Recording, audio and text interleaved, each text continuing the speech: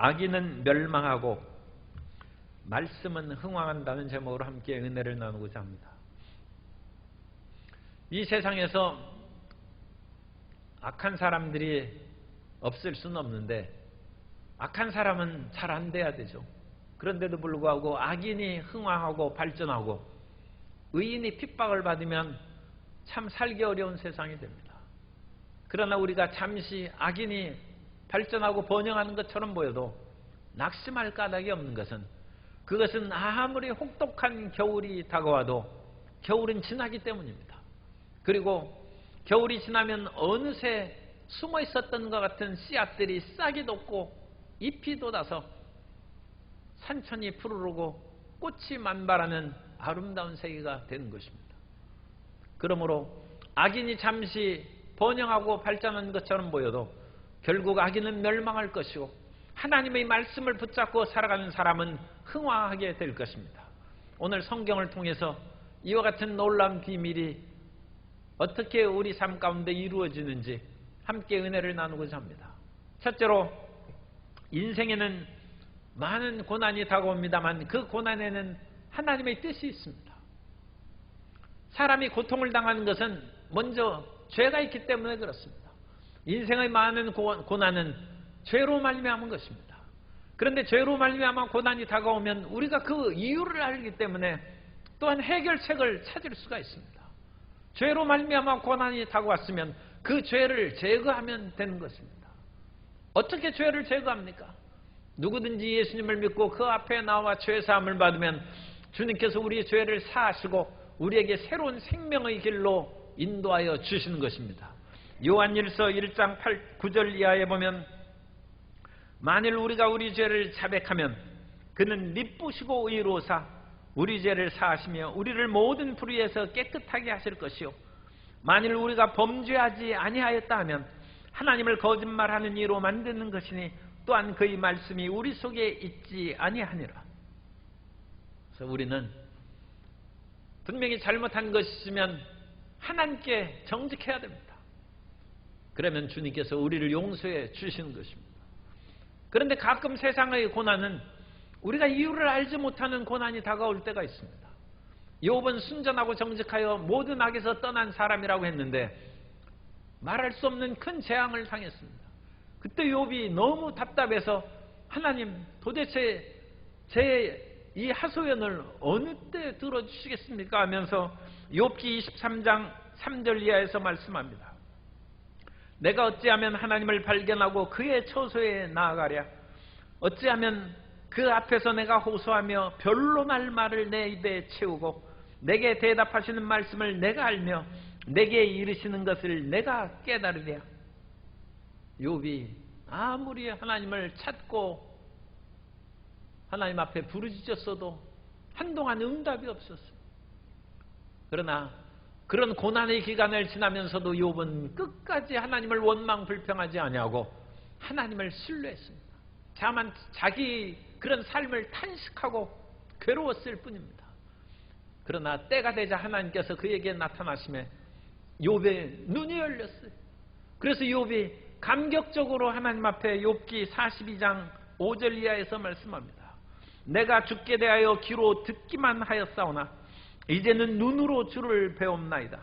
그러므로 내가 스스로 거두어드리고 티끌과 제 가운데서 회개하나이다.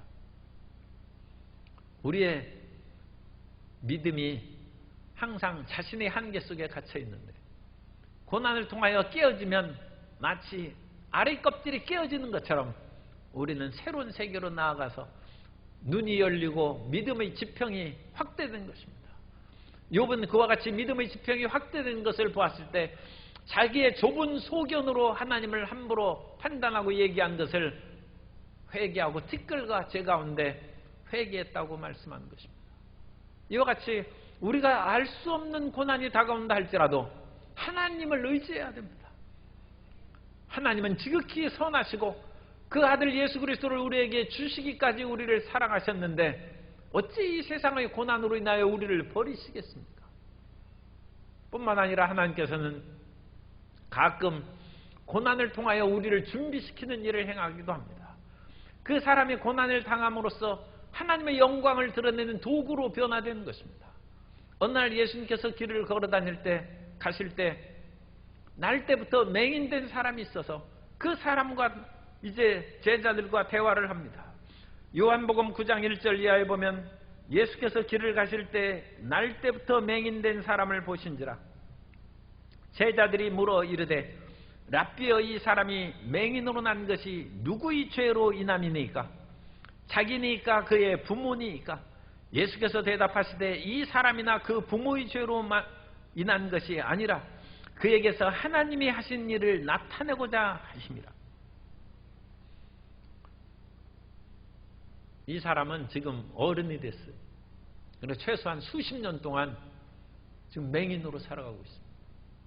그런데 이 맹인으로 태어난 것이 자기의 죄나 부모의 죄가 아니라 하나님이 하신 일을 나타내고자 하심이라는 것입니다.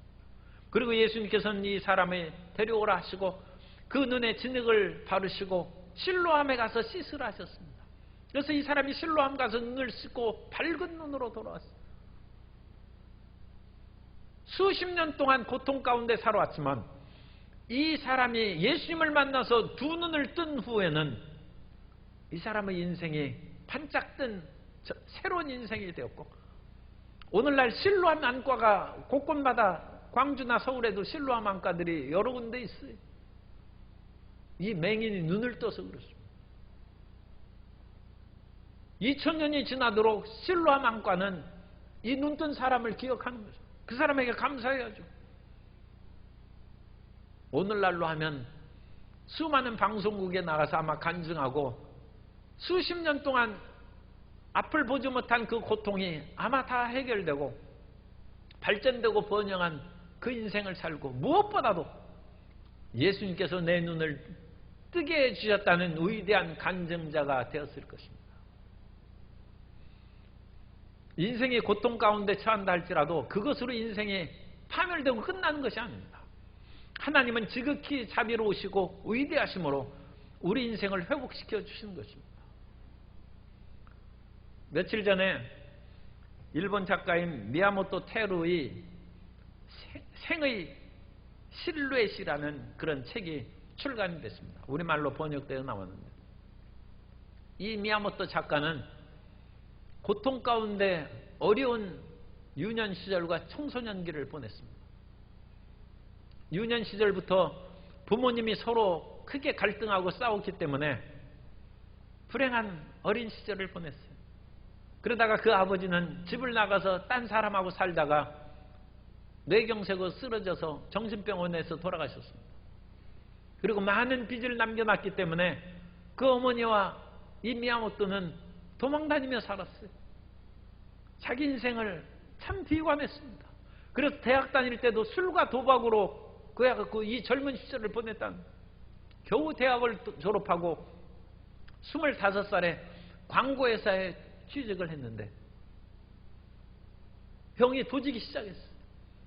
그 도피당하고 불안과 우울함 속에서 살아왔던 이 미야모토 청년이 25살 나이에 공황장애를 일으키기 시작했어요. 발작이 가끔씩 일어나는 것입니다.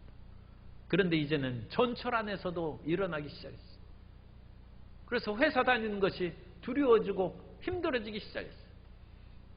어느 날 비가 올 때 비를 피하기 위해서 지하상가에 잠시 들어갔다가 거기에서 서점에서 유명한 출판사에 나온 책을 읽습니다.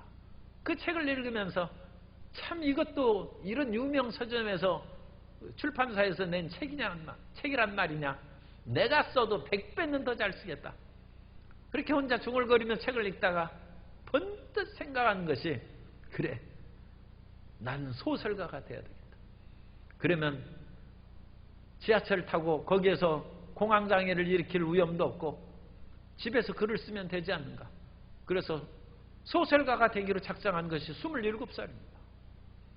그런데 이 미야모토 테루는 어려서부터 쫓겨다니면서 살았기 때문에 친구도 없고 삶이 너무 팍팍해서 오직 책을 벗으로 삼고 책을 많이 읽었다고요.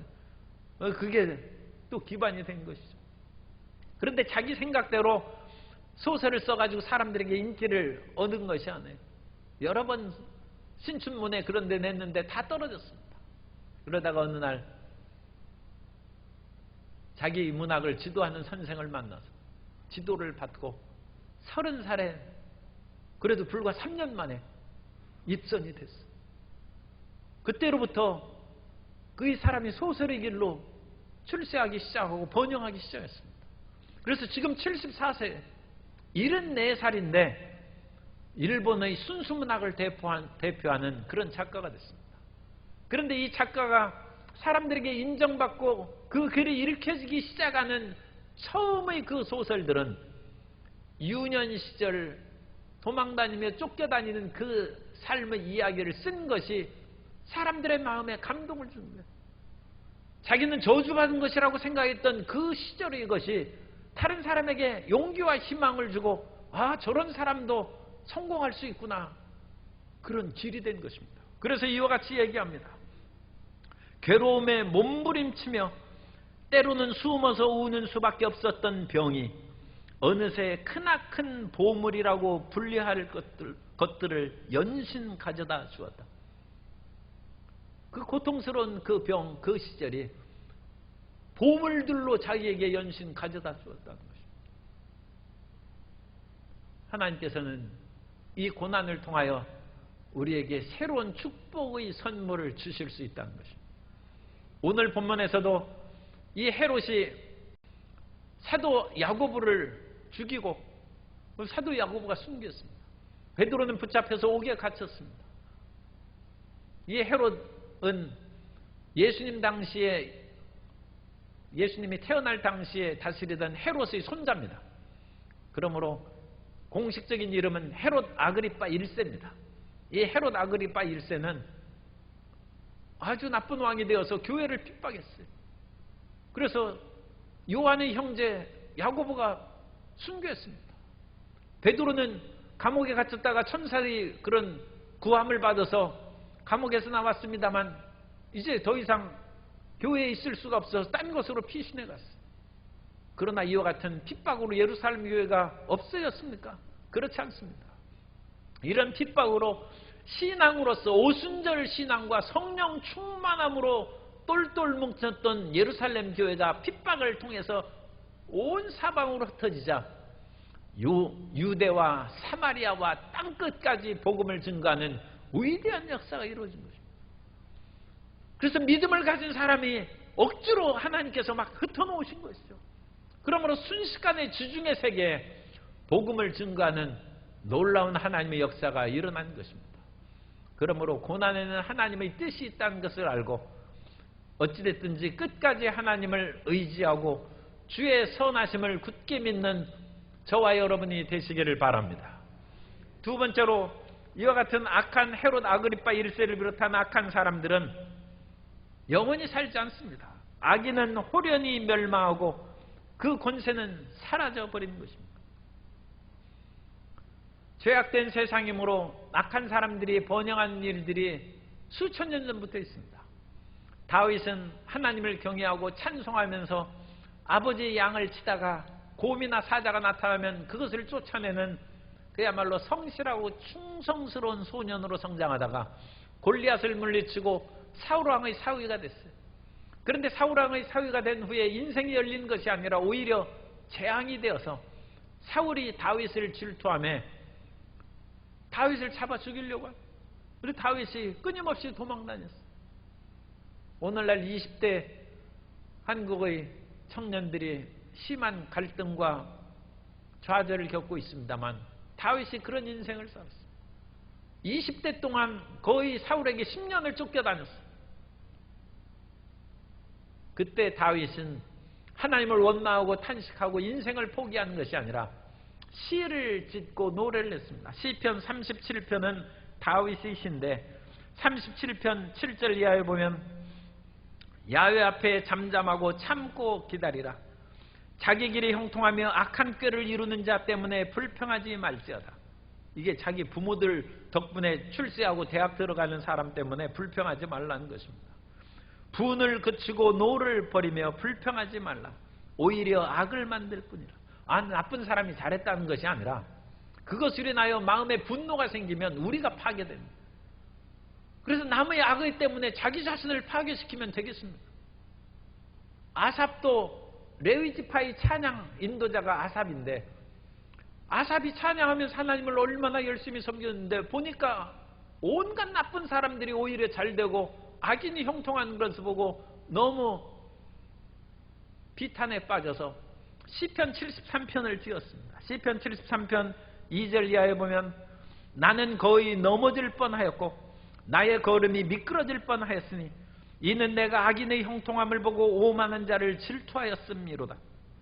그들은 죽을 때에도 고통이 없고 그 힘이 강건하며 사람들이 당하는 고난이 그들에게는 없고 사람들이 당하는 재앙도 그들에게는 없나니. 악한 사람인데 재앙도 없고 고통도 없어요. 이 사람들은 원하는 것보다 더 많은 수입으로 눈이 튀어나올 정도로 돈을 번다고 했어요. 그런데 사도 야고보를 죽이고 베드로를 옥에 가둔 아그리빠 1세가 그런 사람입니다. 이 아그리빠 1세는 헤롯 대왕의 손자죠. 왕자니까 로마로 유학 갔어요. 그래서 로마에서 로마의 귀족 자제들과 어울려 사는데, 희한하게 이 사람이, 이 악한 사람이 망해야 되는데 성공하기 시작했어요. 어느 날 귀족의 그런 사람들하고 대화를 하다가, 그 당시 황제가 티베리우스 황제입니다. 티베리우스 황제가 물러나고 내 친구인 칼리굴라가 황제가 됐으면 좋겠다. 칼리굴라는 이제 황족이었어요, 로마에. 그 말을 했는데 그것이 티베리우스 황제의 귀에 들어갔어요. 이 나쁜 놈이 있나 해가지고 감옥에 갇혀서, 황제 모독죄죠. 그런데 이게 어찌된 일입니까? 6개월 뒤에 티베리우스 황제가 죽었어요. 그리고 칼리굴라가 황제가 됐어요. 자기가 황제가 되면 좋겠다고 한 사람이 황제가 됐어요. 그 사람이 자기 때문에 감옥에 갇힌 이 아그리빠 1세를 그냥 놔두겠습니까? 감옥에서 석방했을 뿐만 아니라 유대 왕을 시켜줬어요. 그래가지고 로마에 유학 가서 거기에서 방탕하게 생활하고 형편없는 사람이었다고 합니다. 그런데 왕이 됐어요. 그런데 자기를 지지하던 이 칼리굴라 황제가 4년 만에 죽었어요. 그럼 떨어져야 되는데, 희한하게 그 다음에 클라우디우스 황제가 됐는데, 오히려 지역을 넓혀줘서 유대뿐만 아니라 사마리아까지 다스릴 수 있도록 지경을 넓혀줬어요. 그리고 어찌나 위세가 당당했든지 오늘 읽은 말씀처럼 두로와 시돈에 식량을 수출했는데 자기 마음에 안 들자 수출을 금지시켜버렸어요. 그러자 두로와 시돈은 황제의 배경이 있지, 또 나라의 그 모든 식량의 문제가 있지. 그러니까 이 두로와 시돈 사람들이 그 침소를 맡은 그 관리에게 길을 우리에게 연결해 달라고 해서 와서 뇌물을 바치고 아첨한 헤롯이 이 사람들을 모으고 왕복을 입고, 그야말로 그 왕복에 찬란한 보석을 납고 은으로 이 옷을 치장했다고. 그래서 그 두로와 시돈 백성들 앞에서 연설을 하는데, 햇빛이 마침 쫙 비쳐서 온갖 보석에 반살되어서 찬란하게 비쳤습니다. 그래서 말을 하니까, 그러잖아도 왕에게 잘 보이려고 두로와 시돈 사람이 왔는데 그 모습을 보니까 이건 정말 신이란다. 그래서 이런 신의 소리요 사람의 소리가 아니라고 하면서 그야말로 아첨으로 찬양을 합니다. 그 말을 듣고 헤롯이 너무 기분 좋아서 그야말로 하나님께 영광을 돌리지 않고 오만하게 행동했어요. 그러자 천사가 쳐서 죽었어요. 헤롯 아그리빠 1세가 54세 때 왕이 된 후 7년 만에 죽었습니다. 물론 7년 동안 완해했으면 뭐 됐다 싶어도 왕이 됐으면 수십 년 해야죠. 순식간에 죽고 말았어요. 악인이 형통하게 보이는 때가 있어요. 방탕하게 살고 유학 가서 공부도 안 하고 귀족들과 온갖 나쁜 짓만 하고 다니던 그런 사람, 말실수도 하고 그런 사람이 어떻게 왕이 되고 지경이 넓어지는 복을 받았어요. 그런데 그것은 하나님께서 회개의 기회를 잠시 주신 것이지 진짜 축복한 것이 아니죠. 7년 만에 병에 걸려 죽고 순식간에 사라져버린 것입니다. 그러므로 악인이 아무리 번성할지라도 그 악인은 금방 사라져버린다는 것을 잊지 않기 바랍니다. 우리 인생이 짧은 인생이지만 하나님께서는 우리 인생을 악인이 멸망한 것을 좀 눈으로 볼 수 있도록 그 정도는 오래 살게 해주십니다. 그래서 다윗은 사울에게 쫓겨다니다가 비참하게 죽은 것이 아니라 쫓겨다니다가 다윗이 30살에 왕이 됐어요. 그리고 사울이 죽는 것을 눈으로 봤습니다. 그래서 아까 읽은 시편 37편 9절 이하를 이와 같이 계속 지었습니다. 진실로 악을 행하는 자들은 끊어질 것이나 야훼를 소망하는 자들은 땅을 차지하리로다. 잠시 후에는 악인이 없어지리니 내가 그것을 자세히 살필지라도 없으리로다. 권불 10년입니다. 권력이 5년 10년 되면 사라져버린다는 그 악인의 권력을 얘기하는 것입니다. 이 세상의 모든 권력도 그렇습니다만 특히 악인의 권력은 순식간에 사라져버립니다. 레위지파 찬양 아삽도 그 시험에 들을 뻔한 그 시편 73편에서 끝 마무리를 이렇게 짓고 있습니다. 시편 73편 18절 이하에 보면 주께서 참으로 그들을 미끄러운 곳에 두시며 파멸에 던지시니 그들이 악인들이죠. 어찌하여 그리 갑자기 황폐되었는가. 놀랄 정도로 그들은 전멸하였나이다. 전멸해서 사라져버린다. 그러므로 우리 주위에 혹시나 악인들이 있고 분명히 그 사람들은 잘못 사는데도 승진하고 먼저 출세하고 잘된 사람이 있는 것 같아도 질투할 필요 없고 부러워할 필요 없어요. 멀지 않습니다. 그리고 우리가 고난에 빠진다 할지라도 우리는 낙심하고 그것으로 인하여 좌절하지 말아야 됩니다. 끝까지 믿음을 지키고 하나님을 섬기며 살아가야 될 줄로 믿습니다. 사람이 아무리 고통과 어려움에 빠져도 조금 지나면 밥은 먹죠. 왜냐하면 밥 안 먹으면 죽으니까. 그런데 사람이 고난당하고 시험에 든 사람이 밥은 먹는데 교회 안 나온 사람이 가끔 있어요.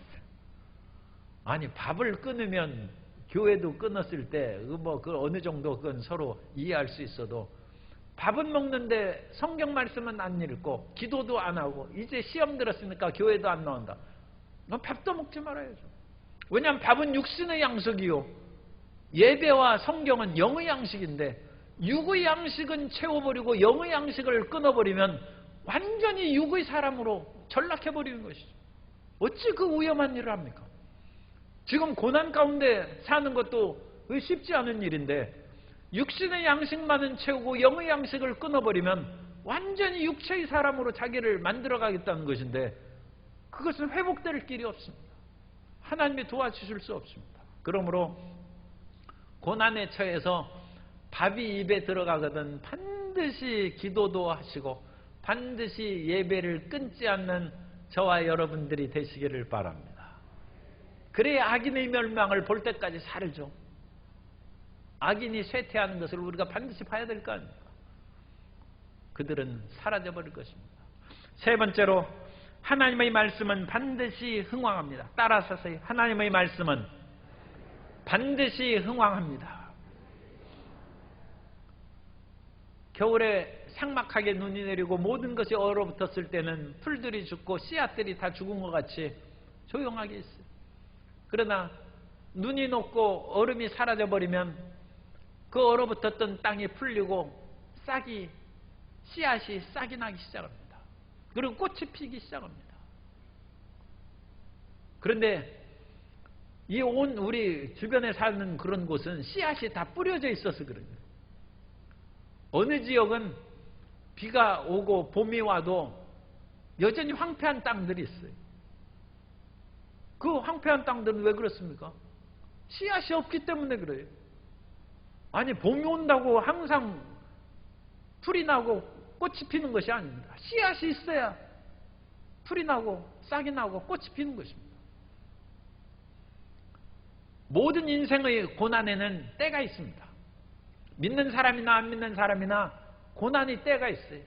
그런데 어느 정도 지나면 고난이 때가 지나갑니다.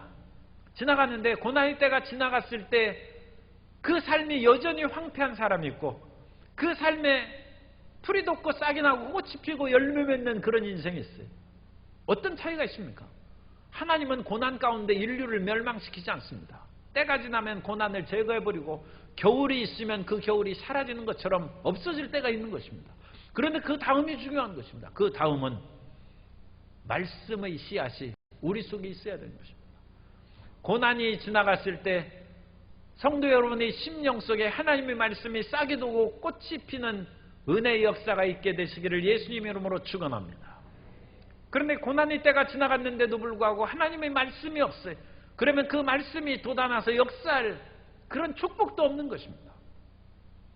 그러므로 아무리 어렵고 힘들어도 끝까지 말씀을 움켜쥐고 견뎌야 되는 것입니다. 이스라엘 백성들이 고난을 당했을 때 그 백성들은 끝까지 하나님 말씀을 움켜쥐고 살아난 그런 기록이 성경에 나타납니다. 성경에서 가장 악독한 왕 중에 하나가 므낫세 왕인데 므낫세 왕 때에는 하나님을 예배하는 것을 금지하고 아수르의 이방 신들을 섬기고 또 이방의 여러 가지 잘못된 그 습속을 따라서 자기 자녀를 불 가운데 지나게 하는 인신제사를 드리고 하나님의 성전을 폐쇄하고 온갖 나쁜 짓을 다 했어요. 그리고 므낫세는 잠시 회개했다 죽었어요. 그런데 자기가 저질러 놓은 잘못을 백성들이 다 잘못에 익숙해졌기 때문에 회복이 안 됐어요. 그 다음 아들이 아몬인데 아몬도 똑같이 므낫세의 잘못한 것을 행하다가 그 아들 요시아가 왕이 됐어요. 요시아가 보니까 기가 막힙니다. 요시아는 믿음의 사람입니다. 그래서 하나님의 성전을 수리하기 시작했는데 그 성전을 수리하다 자기 할아버지 때 성경을 감춰뒀어요. 사람들이 그거 다 태워버리고 핍박하니까 감춰둔 성경을 찾았어요. 그래서 그 성경을 찾은 것을 요시아 왕 앞에서 읽음에 요시아 왕이 옷을 찢었다고요. 이 하나님의 말씀을 이와 같이 지키지 않고 살아온 그 모든 날들이 참 부끄럽고 죄스럽다 해서 옷을 찢고 회개하고 그 말씀대로 개혁운동을 했습니다. 그 발견된 말씀이 신명기예요. 그래서 신명기 개혁이라고 부릅니다. 요시아 때 신명기 개혁운동을 해서 요시아가 얼마나 하나님의 말씀대로 백성들을 교육시키고 훈련했는지 요시아 전에도 후에도 그와 같은 왕이 없었더라는 칭찬을 받았습니다. 그런데 그 기간이 너무 짧아서 모든 백성들에게 그 개혁의 영향력이 미치지 못하고 요시아가 일찍 돌아가셨어요. 그래서 나라가 망했어요. 나라가 망한 후에 백성들이 흩어져 살다가 자기들이 붙잡을 것이 무엇이 있나 생각해보니까 하나님 말씀밖에 없어요. 사람이 물에 빠지면 지푸라기도 붙잡는다는 것처럼 하나님의 백성들이 재앙을 당하고 비록 자기 죄로 인하여서 나라가 망했을지라도 한동안은 하나님 우리가 비록 조금 죄를 지었지만 이런 정도까지 심판하면 되겠습니까? 사람은 자기 지은 죄가 얼마나 큰지 모르고 그렇게 원망하고 탄식할 때가 많이 있습니다. 그런데 그러다가 포로에서 그 백성들이 돌아오게 되자 다시 하나님의 말씀에 대한 부흥이 일어나게 됩니다.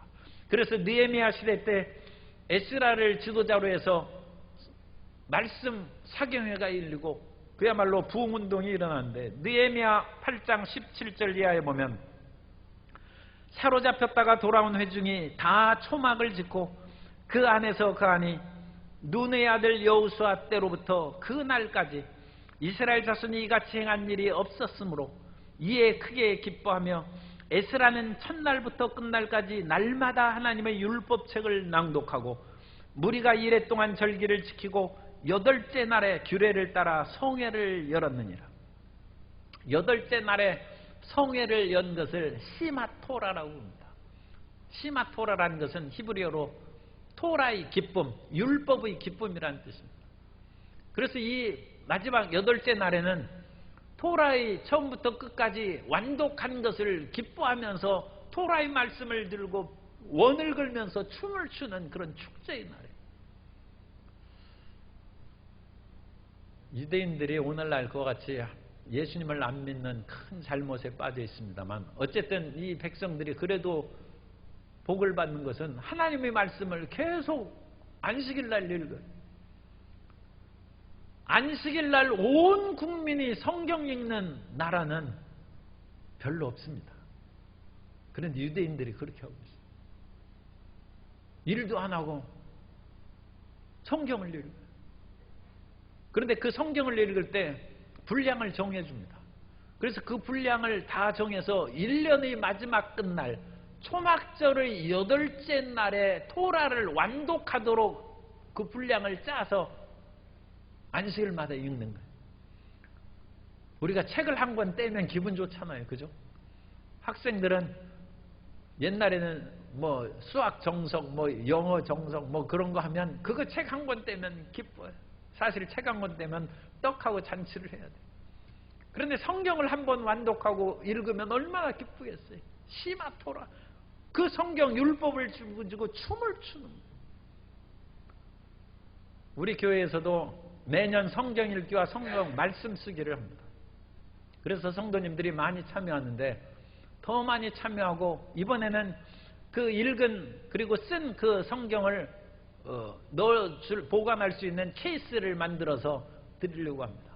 그래서 그것을 하면 이제 성경 창세기로부터 요한계시록까지 그것을 빼곡하게 다 찾는 그런 그 자기가 쓴 성경 그것이 이제 보관될 수 있어요. 그 케이스를 이제 받아서 거기 지난번까지 쓴 것은 거기에다 끼워 놓으면 되는 것이죠.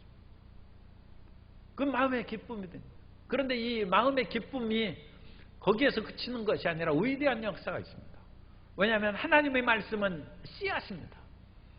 그래서 땅에 씨앗이 뿌려져야 땅에 풀이 나고 풍성하게 열매를 거두는 것처럼 우리 인생이 성공하고 풍성하게 되기 위해서는 말씀의 씨앗이 우리 마음에 뿌려지고 그것이 자라나야 우리 인생이 번영하고 발전하게 될 줄로 믿습니다. 하나님의 말씀은 살아있는 말씀입니다. 그래서 히브리서 4장 12절에 보면 하나님의 말씀은 살아있고 활력이 있어 좌우의 날선 어떤 검보다도 예리하여 혼과 영과 및 관절과 골수를 찔러 쪼개기까지 하며 또 마음의 생각과 뜻을 판단하네. 하나님 말씀은 살아있다는 거예요.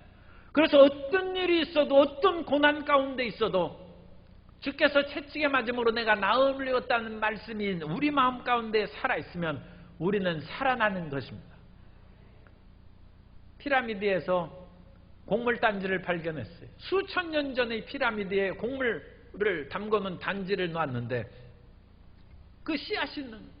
그 씨앗을 심었더니 그 씨앗이 자라나서 싹이 나고 꽃이 피고 열매를 맺었어요. 수천 년 동안 곡물도 생존력이 대단한 것이죠. 하나님께서는 그 씨앗도 그와 같은 엄청난 생존력을 주셨어요. 그런데 천지가 없어져도 내 말은 1.1핵이라도 없어지지 않는다는 하나님의 말씀을 우리 마음 가운데 새겨두면 말씀은 반드시 살아서 역사하고 운동력이 있어서 우리의 모든 흑암의 세력을 찔러 제거하고 풍성한 생명으로 나타나게 될 줄로 믿습니다. 그것이 말씀이 흥왕하는 것입니다. 말씀이 흥왕할 때가 이르면 그 말씀을 담아둔 우리 인생이 흥왕하게 될 줄로 믿습니다. 그 번영에 이르는 것이죠. 그러므로 눈앞에 보이는 악인은 순식간에 멸망할 것입니다. 그것을 인하여 탄식하고 내가 빽이 없고 사실 그런 것이 없다 해서 나는 흙수자라 비관할 것이 없어요. 우리 흙으로 태어났다 할지라도 그 속에 하나님의 말씀을 심어두면 우리는 영화로운 사람이 될 것입니다. 그 모든 고난의 세계는 오히려 합력하여 아름다운 빛을 바르는 재료가 될 줄로 믿습니다. 그러므로 악인은 멸망하고 말씀은 흥왕합니다. 말씀이 흥왕할 때 말씀을 담아둔 우리 모든 성도님들도 흥왕하여 영혼이 잘된 같이 범사에 잘되고 강건한 복을 누리게 되시기를 예수님 이름으로 축원합니다.